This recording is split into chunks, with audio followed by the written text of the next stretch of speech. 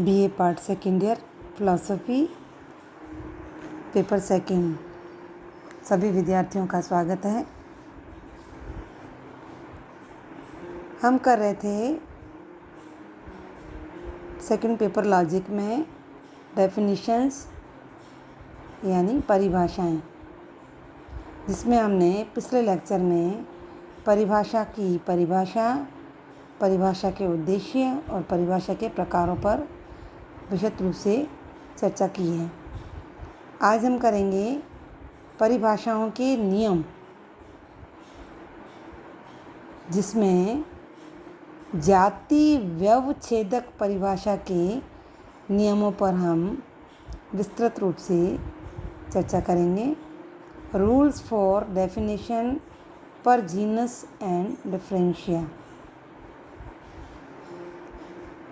जाति व्यवच्छेदक परिभाषा के नियमों में पहला नियम यह है कि किसी भी पद की जब हम परिभाषा कर रहे हैं तो उस परिभाषा में उसकी उपजाति के आवश्यक गुणों का कथन भी होना चाहिए। यानी जिस वस्तु की हम परिभाषा कर रहे हैं उसकी जाति में उसकी स्थिति का और उस जाति से व्यवच्छेद यानी अलग करने वाले सभी गुणों का कथन भी परिभाषा में होना आवश्यक है। जैसे हम एक कुर्सी की परिभाषा करेंगे तो इस रूप में करेंगे कि कुर्सी फर्नीचर का एक भाग है जो एक आसनात्मक यानी आसन की स्थिति में होने के साथ ही रीढ़ की हड्डी में भी सहायक होती है, यानी हमारी मेरुदंड में भी सहायक होती है। तो इस परिभाषा में कुर्सी होने के सारे गुण आ गए हैं। परंतु कोई व्यक्ति यदि कुर्सी की परिभाषा यह भी कर सकता है कि 4 पैरों वाली लकड़ी से बनी हुई एक आदमी के बैठने के काम आने वाली वस्तु कुर्सी है, तो परिभाषा तो ये भी है, लेकिन ये परिभाषा जो है अतिव्याप्त दोष होने के कारण अपूर्ण भी है और गलत भी है। अतिव्याप्त का मतलब होता है आवश्यकता से अधिक बात करना। जैसे इसमें कहा है ना कि 4 पैरों वाली लकड़ी से बनी हुई एक आदमी के बैठने के काम आने वाली वस्तु कुर्सी है, तो इसमें अतिव्याप्त दोष है। क्योंकि फर्नीचर तो एक जाति है और कुर्सी उसकी उपजाति है, तो इस उपजाति के सारे गुण जो हैं परिभाषा में आने चाहिए। जैसे मेरुदंड सहायक कुर्सी का मूल गुण है, जबकि कुर्सी सोने की भी हो सकती है, चांदी की भी हो सकती है, प्लास्टिक की भी हो सकती है और रबड़ आदि धातुओं से भी बन सकती है। तो यह कथन जो है आवश्यक नहीं है कि इस तरह कुर्सी एक टांग की भी हो सकती है, 2 टांग की भी हो सकती है, यह भी कथन आवश्यक नहीं है। तो कहने का मतलब यह है कि हम जिस वस्तु की परिभाषा करने जा रहे हैं उसकी जाति में उसकी स्थिति को भी ध्यान में रखना है और उस जाति से व्यवच्छेद करने वाले सभी गुणों का भी कथन होना आवश्यक है, जैसा कि कुर्सी की परिभाषा में हमने स्पष्ट रूप से देखा। दूसरा नियम है कि जब भी हम कोई परिभाषा करें किसी पद की तो उस परिभाषा में चक्रक दोष नहीं होना चाहिए। जैसे कोई व्यक्ति कहे कि धर्म क्या है, और यदि वो उसका उत्तर यह दे कि धर्म जो है पुण्य होता है, और जब उसे पुण्य के बारे में पूछा जाए कि पुण्य क्या होता है तो वह कहे कि पुण्य ही धर्म है और धर्म ही पुण्य है, तो यहाँ पदों में एक तरह से चक्रक दोष आ जाता है।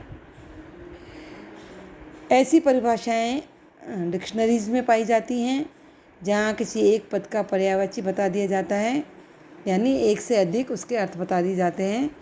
तो हमेशा हमें ये ध्यान रखना चाहिए कि जब भी हम किसी पद की परिभाषा करें तो उसमें उस पद का जो भाव है वो पूरी तरह से स्पष्ट होना चाहिए, उसमें किसी भी तरह का चक्रक दोष नहीं आना चाहिए।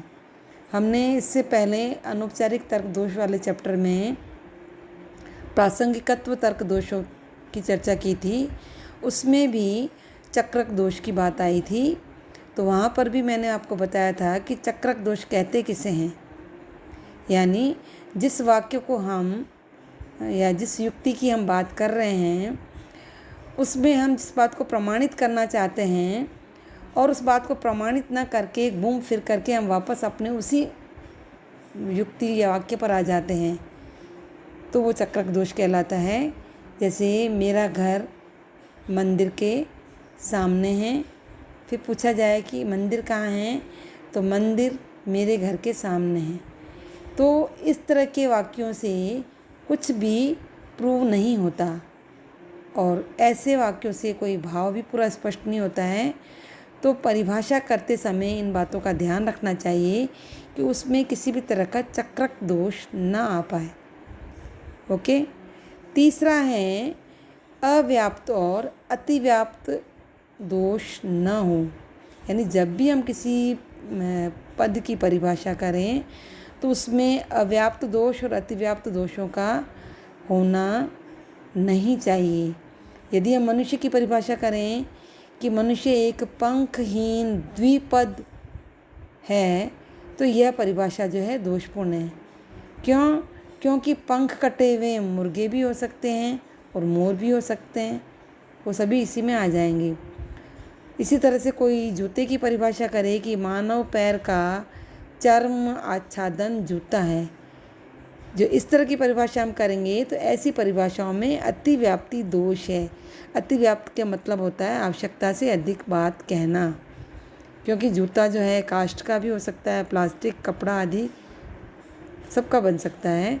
तो परिभाषा में आवश्यकता से अधिक पदों का प्रयोग नहीं होना चाहिए और परिभाषा से संबंधित आवश्यक पदों का चयन कर परिभाषा को हमेशा अव्याप्त दोष से भी बचाना चाहिए। अव्याप्त दोष किसे कहते हैं? यानी जो बात आनी चाहिए वो बात कही ना गई हो तो वो अव्याप्त दोष कहलाता है। ठीक है, तो परिभाषा हमेशा अव्याप्त और अतिव्याप्त दोषों से ग्रसित नहीं होनी चाहिए। चौथा परिभाषा का नियम है कि परिभाषा जो है अलंकारिक भाषा में परिभाषा का प्रयोग नहीं होना चाहिए, यानी परिभाषा में अलंकारों का प्रयोग नहीं करना चाहिए। जैसे कोई एक शब्द है जाल।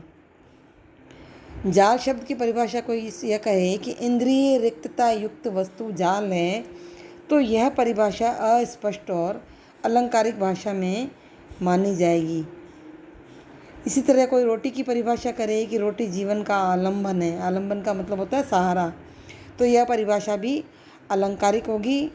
तो इसलिए जब भी किसी पद की परिभाषा की जाए तो अलंकारिक भाषा से बचते हुए असंदिग्ध और स्पष्ट पदों का प्रयोग करते हुए परिभाषा करनी चाहिए। यानी भाषा में ना तो अलंकारों का प्रयोग होना चाहिए, ना ही संशय उत्पन्न करने वाले पदों का प्रयोग होना चाहिए, तभी हमारी परिभाषा जो है स्पष्ट कहलाएगी। नेक्स्ट है परिभाषा जो है निषेधात्मक नहीं होनी चाहिए। यानी जब भी हम किसी पद की परिभाषा करें तो उसमें कोशिश यही रहनी चाहिए कि उसमें सकारात्मक वाक्यों का प्रयोग हो, नकारात्मक वाक्यों का प्रयोग नहीं होना चाहिए। उदाहरण के लिए कोई जैसे शराबी की परिभाषा यह कहकर करे कि जो पीने में संयम नहीं रखता, तो यह परिभाषा उचित होते हुए भी नकारात्मक होने के कारण सही नहीं मानी जाती है। इसलिए शराबी की परिभाषा होगी जो बहुत पीता है, तो इसमें नहीं शब्द नहीं आया है, तो ये सकारात्मक परिभाषा होगी। इसके अलावा परिभाषा में कुछ और भी नियम हैं जिसका भी ध्यान रखना चाहिए। जैसे संपूर्ण परिभाषा में संपूर्ण स्वभाव का कथन होना चाहिए, यानी पूरी पूरी बात उसमें आनी चाहिए। परिभाष्य पद से अधिक स्पष्ट परिभाषा, यानी परिभाषा का मतलब होता है जिस पद की हम परिभाषा करने जा रहे हैं वो भी पद जो है स्पष्ट होना चाहिए। यानी परिभाषा में परिभाष्य जो पद है उसका पर्यायवाची नहीं होना चाहिए, यानी एक ही अर्थ निकलना चाहिए, डबल मीनिंग उसके नहीं निकलना चाहिए। डबल मीनिंग निकलने से क्या होगा, द्वयर्थकता दोष उत्पन्न हो जाएगा। परिभाषा की एक लिमिटनेस भी होनी चाहिए, यानी सीमा होनी चाहिए। उस सीमा के अंदर ही शब्दों का इस तरह से प्रयोग किया जाना चाहिए कि उस सीमा में उसका अर्थ स्पष्ट हो जाए। ऐसे नहीं आवश्यकता से अधिक परिभाषा को स्पष्ट करते जाएं और परिभाषा स्पष्ट ही ना हो पाए। इसी तरह से परिभाषा जो है अधिक सरल गुण की जब परिभाषा हम करेंगे ना, तो उसमें सरल गुणों को काम में नहीं लेना है। अधिक सरल गुणों की हम परिभाषा करने बैठेंगे तो वो फिर वो परिभाषा ही नहीं कहलाएगी। ठीक है, तो इस तरह से परिभाषा के ये 5 नियम हैं, जिसे हम जाति व्यवच्छेदक परिभाषा के नियम भी कहते हैं। Okay, thank you. आज ये चैप्टर आपका परिभाषा समाप्त हुआ। नेक्स्ट टॉपिक का हम कैटेगरिकल प्रपोजिशंस करेंगे। Okay, thank you.